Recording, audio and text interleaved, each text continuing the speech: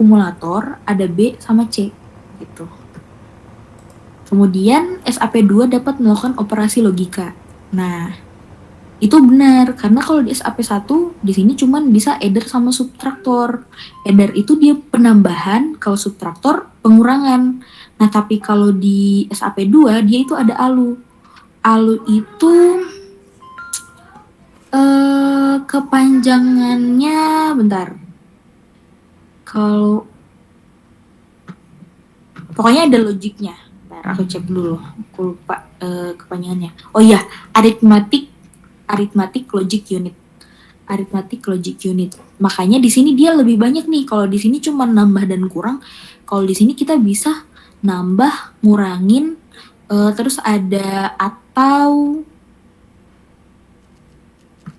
ada dan, terus ada nambah, ngurangin gitu.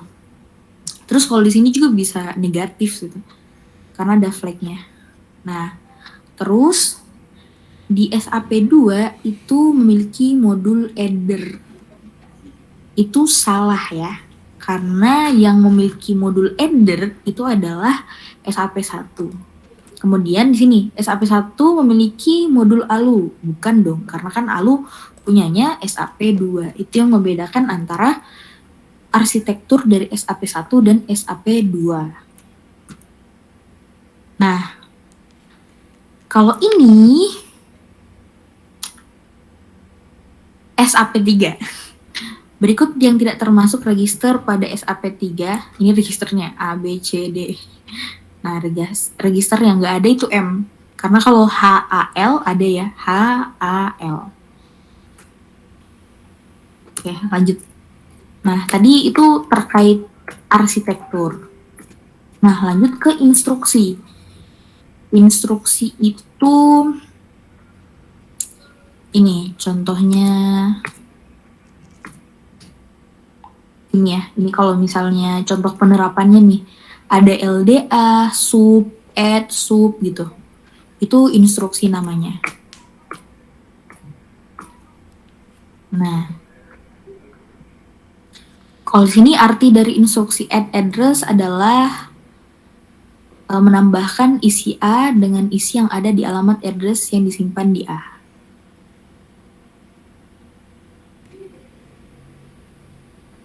Terus HLT digunakan untuk mengisikan data akumulator ke dalam register keluaran. Ini salah ya, karena kalau dilihat dari ininya harusnya HLT itu menghentikan proses di komputer. Biasanya dia ada di akhir gitu ya. Misalnya ini. LDA, sub, add, sub, out, HLT. HLT itu biar si programnya itu berhenti. Juga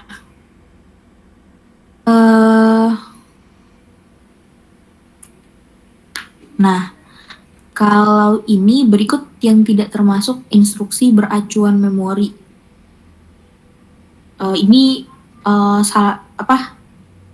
jawabannya itu decrease, karena kalau decrease itu kan dia nggak perlu apa-apa ya. Kalau decrease itu kan increase, decrease itu biasanya dia naik 1 atau ngurang 1. Jadi kayaknya nggak perlu ada acuan ke memori lain gitu. Oke. Nah, lanjut. Kalau ini kita masuk ke penerapan si instruksinya. Nah, misalnya ini, apabila nilai register HL adalah 1020H, maka MAR akan mengakses isi dari memori alamat ke berapa? Itu 1020H. Terus ini juga sama, paling tinggal kalau ganti ini ya tinggal ngikutin aja sih. Terus ini, sebuah program pada SAP2 tersimpan pada alamat 3000H sampai dengan 3009H heksadesimal. Terlihat seperti di bawah ini. H itu dia ini ya, mau ngabarin gitu kalau misalnya 3009 ini itu angka heksadesimal gitu. Terlihat seperti di bawah ini, terus ditanya berapa byte ukuran program tersebut. Kalau kita lihat ada 1, 2, 3, 4, 5, 6, 7, 8, 9, 10. Ada 10 byte. Lihatnya dari mana? Dari sini. Kan ini programnya ya. Ini alamat. Tersimpan pada alamat. Ini alamat, ini program. Yang dua-dua itu program. Nah, satu alamat itu dia nyimpen satu ini nih. Kalau misalnya heksadesimal, satu huruf dia tuh nyimpen 4 bit. Berarti kalau 2 huruf sama dengan 8 bit. 8 bit sama dengan 1 byte. Nah, karena ini 1 byte, ini 1 byte, ini 1 byte, 1 byte, 1 byte, 1 byte, 1 byte, 1 byte, 1 byte, 1 byte, berarti ukuran program tersebut ada 10 byte. Nah, lanjut ke ini. Di sini terdapat sebuah 8085 menggunakan clock dengan frekuensi 5 MHz. Instruksi add pada 8085 tersebut membutuhkan 4 state fetch cycle, kayaknya ini program sih, dan execution cycle. Berapa lama instruksi add pada program 8085 tersebut berlangsung?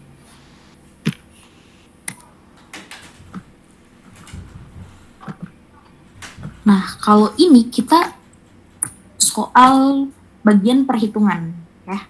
Ini udah masuk di perhitungan. Karena kita ditanya berapa lama. Berapa lama itu berhubungan dengan waktu. Berapa lama? Lama itu hubungannya sama waktu. Waktu itu hubungannya sama second, ya kan? S.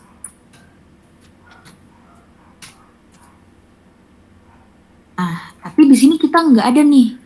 Nggak ada di salah satu ini yang menyatakan waktu. Maksudnya menyatakan second gitu ya. Tapi kita punya frekuensi. Karena frekuensi berhubungan sama waktu. Nah, T, periode, itu kalau di fisika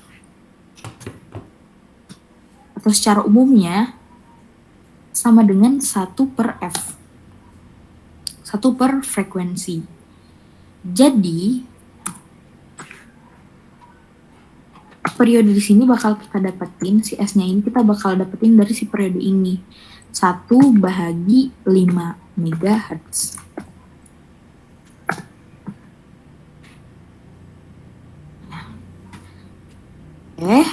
Sama dengan 200 nanosecond.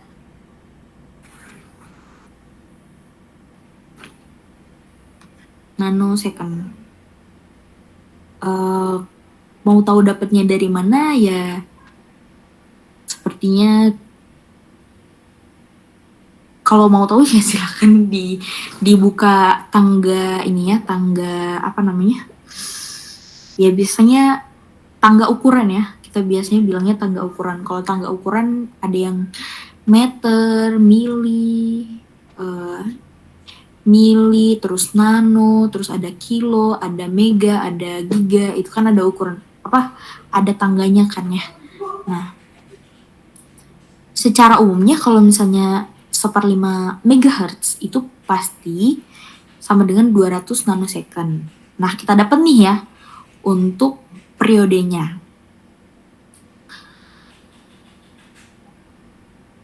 Nah, terus di sini dibilang instruksi add pada program tersebut membutuhkan 4 state.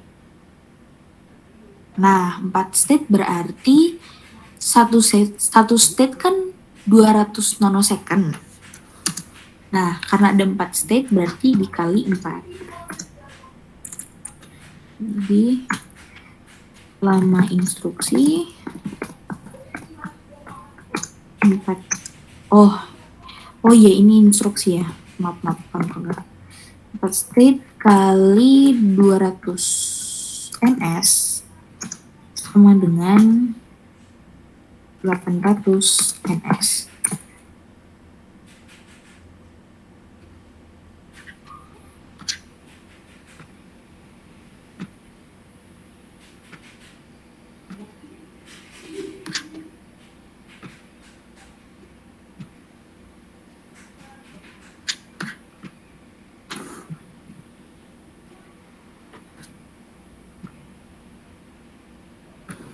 Kontrol Alt S. Bisa juga. Oke. Lanjut.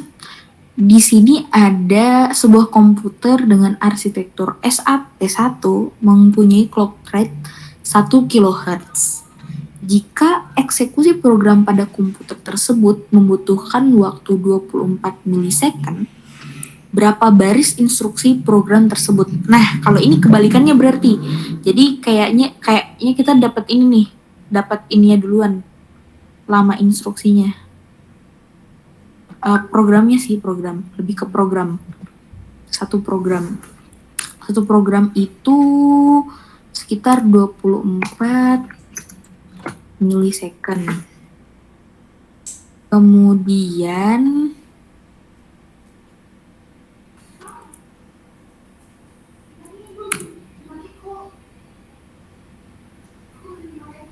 Kemudian satu instruksi itu biasanya ada 6 step.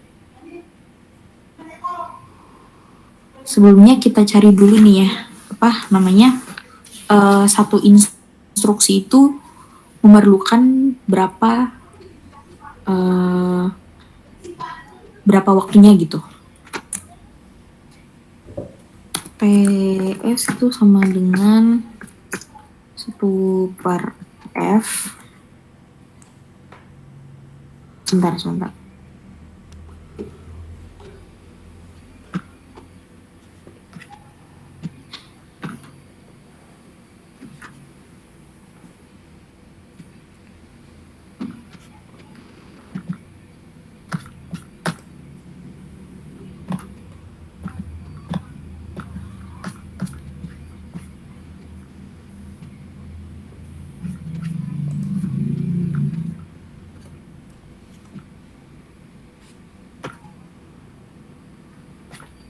Ini aku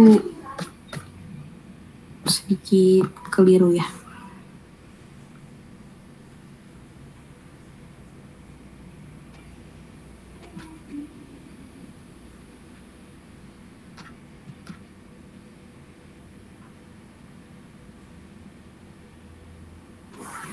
Oh iya benar sih.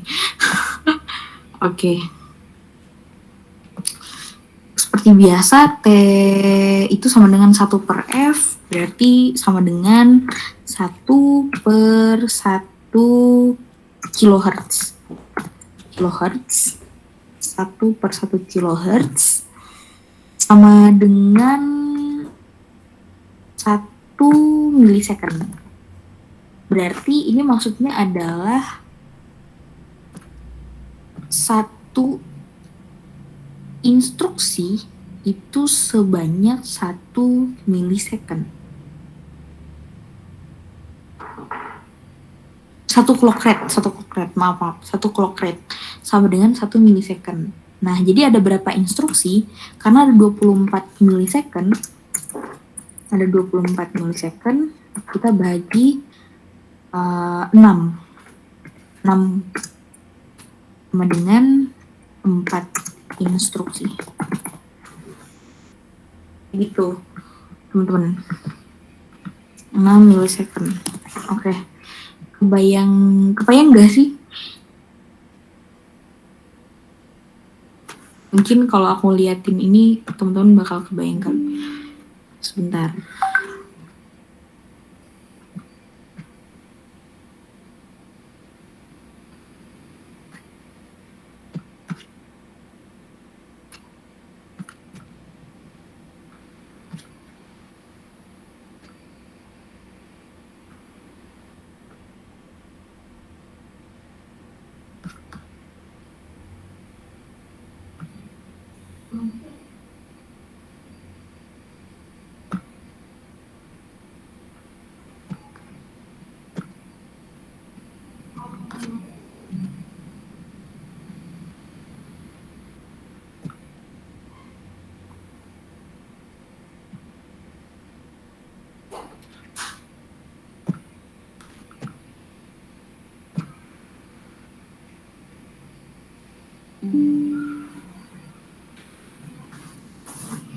Oke, sebelumnya aku tuh pengen teman-teman itu ngerti dulu bedanya instruksi apa, clock rate apa gitu.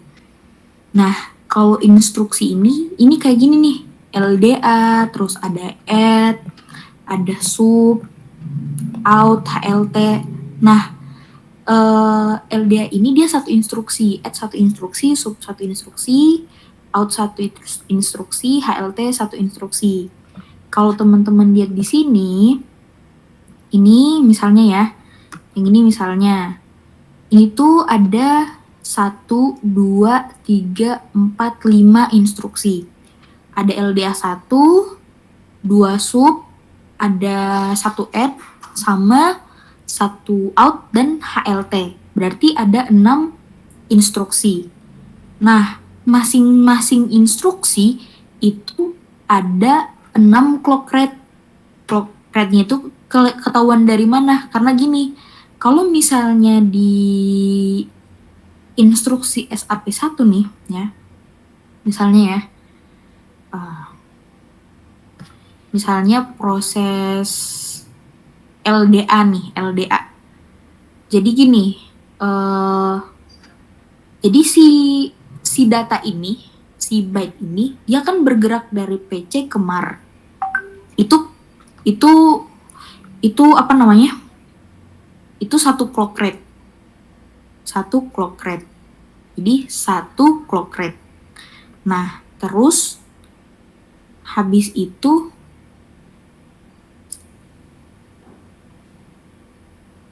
increment state.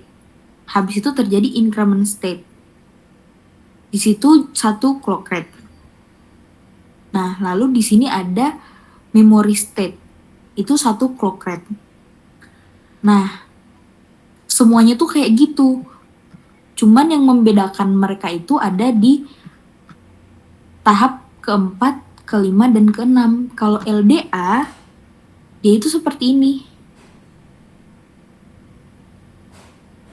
Decode state, kemudian RAM ke akumulator. Kan LDA dia kan masukin ini ke A kan. Nah, terus di sini tidak ada operasi.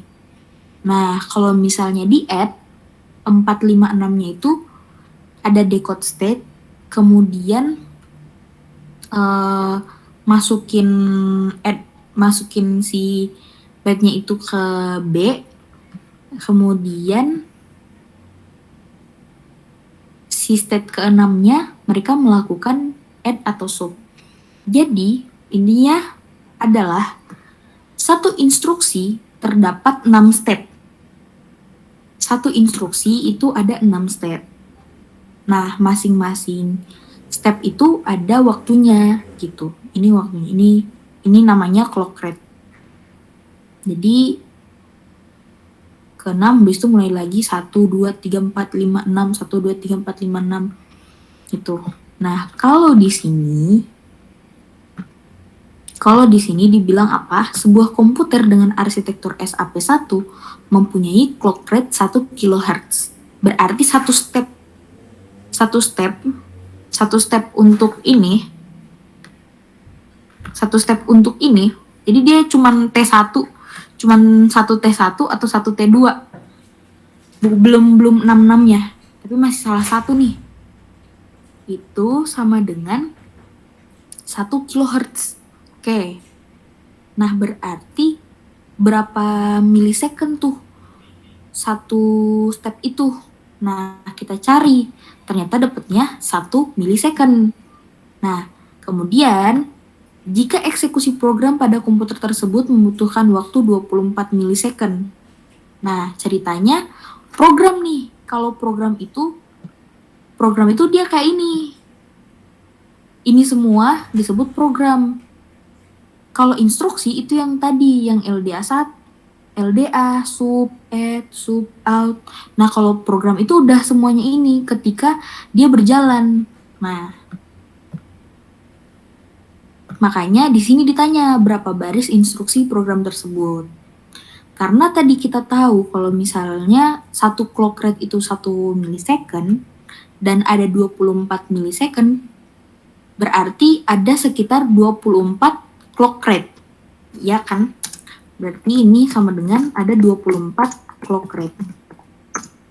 Atau ada 24 step lah yang dilakukan gitu. Karena satu instruksi itu memakan 6 step, berarti 24 dibagi 6. 24 dibagi 6 sama dengan 4. Begitu, teman-teman. Nah, lanjut ke pertanyaan berikutnya. Ini lumayan gampang karena berdasarkan keterangan di atas, ada berapa nilai operan yang terlibat dalam perhitungan aritmatika. Kalau ini, oke. Berapa nilai operan? Operan itu, teman-teman, misalnya nih,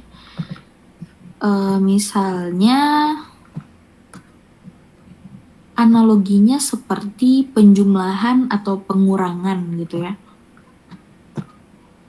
Misalnya 1 tambah 1 sama dengan 2. Yang disebut dengan operan itu 1, atau gini lah. 1 tambah 2 sama dengan 3 gitu ya. Jadi yang disebut dengan operan itu ini 1, 2, dan 3. Kalau operator itu plus juga sama dengan minus, bahagi, apalagi akar itu disebut dengan operator. Kalau operannya berarti itu adalah angkanya yang dijumlahkan, dikurangi atau apa gitu. Nah, kalau di sini berdasarkan keterangan di atas, berapa nilai operan yang terlibat dalam perhitungan aritmatika? Di sini kelihatan ya, ada 1, 2, 3, 4 ini. Karena ini yang dioperasikan. Nah, lanjut. Berdasarkan keterangan di atas,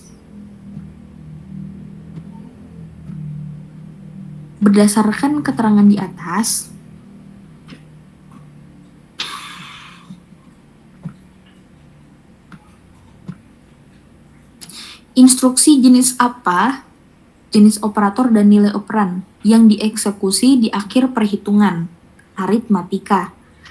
Nah, yang dieksekusi di akhir perhitungan. Kita lihat di sini kan ininya ya programnya.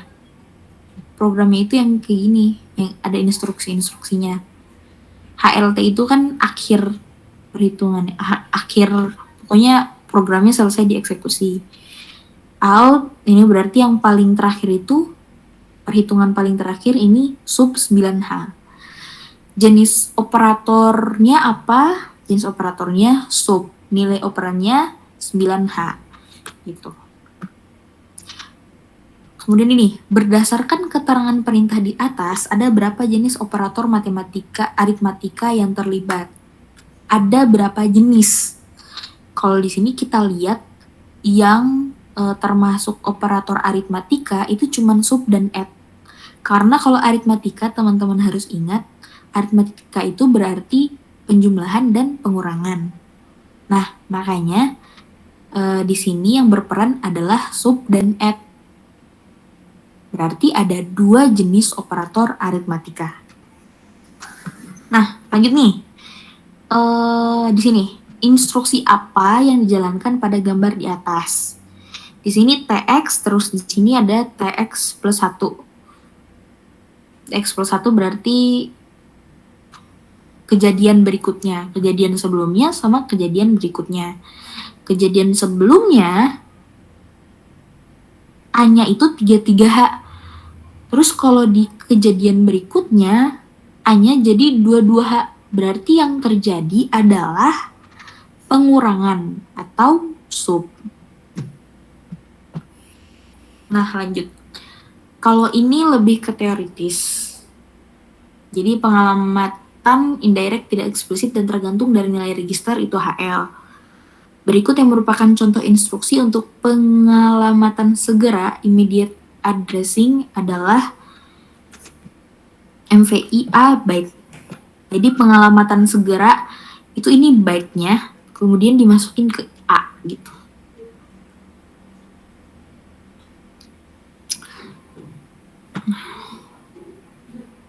Kemudian ini juga masih masuk materi yang merupakan fase pengambilan phase cycle pada SAP1 adalah address state, memory state, increment state. Itu yang mana teman-teman tuh bisa lihat dari sini. Address state, memory state, increment state itu yang mana sih? Dia itu yang ini. Ini phase cycle namanya. Address state, increment state, sama memory state. Terus berikut yang mana merupakan bit-bit flag yang disimpan oleh register F. Jawaban bisa lebih dari satu. Zero, parity, sama SIGINT. Itu ada di SAP2. SAP2 bagian flag.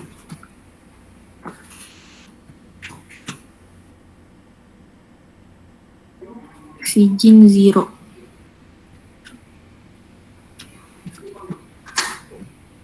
Ada satu lagi, cuman di sini nggak ditulisin.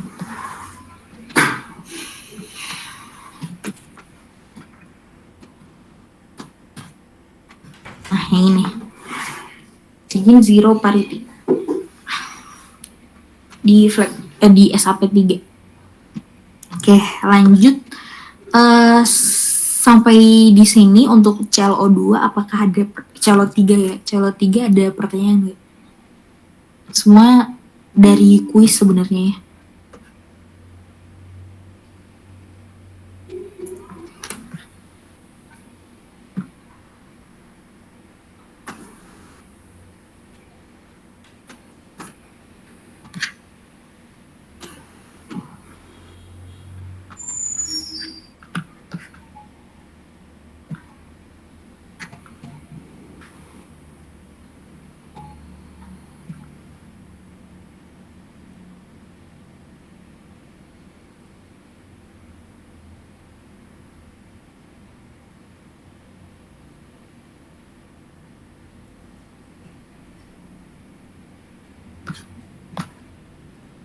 Teman-teman gimana, ada pertanyaan kah?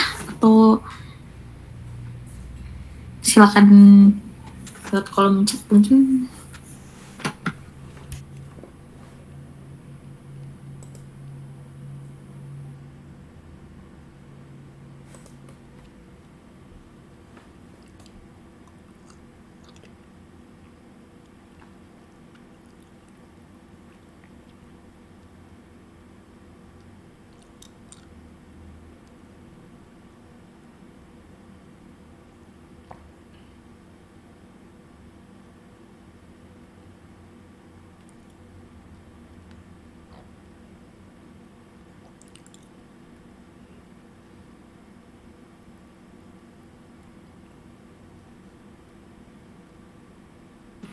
Kayaknya nggak ada, Kak. Gimana teman-teman? Ada yang mau nanya nggak?